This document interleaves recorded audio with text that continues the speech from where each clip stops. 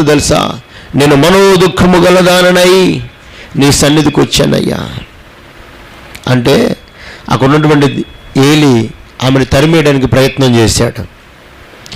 ఏలి ఆమెను తిట్టాడు. ఏలి ఎవరో తెలుసు? దైవజనుడు.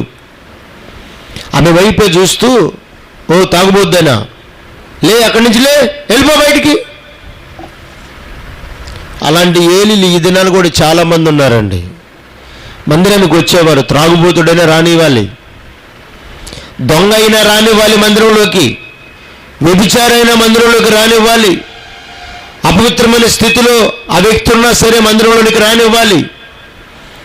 దేవుని వాక్యం సెలవిస్తుంది, నా మందిరము సమస్త జనులకు ప్రార్థనా మందిరము అనబడును అన్నాడు. వ్యభిచారమందు పట్టబడిన స్త్రీ సమాజంలోనికి తీసుకొచ్చి యేసుప్రభు ఎదురుగా పెట్టినప్పుడు యేసుప్రభు చీచి ఇది టైం కాదు తీసుకెళ్ళనామని అన్నాడా? మీరు చెప్పాలి. ఈమెను ఇక్కడికి తీసుకురావద్దు తీసుకెళ్ళని అన్నాడా?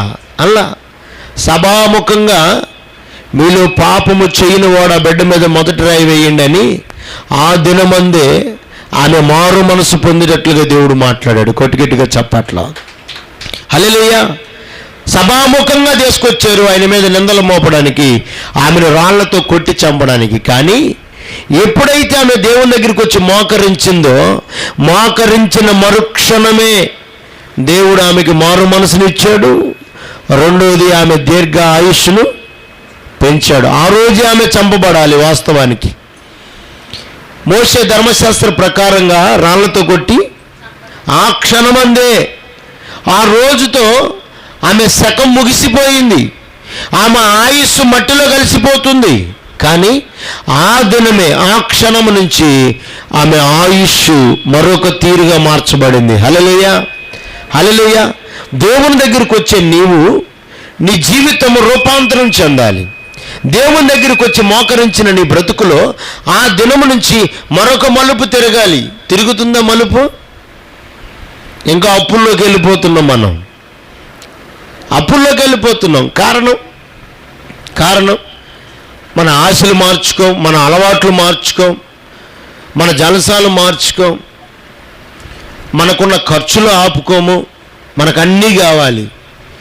అది అంటారు చూడు, సాయిబు సంపాదన. మీరు చెప్పండి, సాయిబు సంపాదన కుట్టుకూలకు కూడా సరిపోదంట. సాయిబు సంపాదన సంపాదించేది రూపాయి, ఖర్చు పెట్టేది 10 రూపాయలు. అప్పులు కాక ఏమవుతాయి? దేవుని దగ్గరికి వచ్చిన నీవు ఫలభరితముగా ఉండాలి. ఆమేన్. యోసేపు జీవితంలో కరుడు గట్టిపోయినటువంటి భయంకరమైన శ్రమల్లో ఉన్నాడు యోసేపు. కానీ యోసేపుకు అర్థమయ్యింది, నేను ఇలా అలా ఉంటే నేను ఫలించను,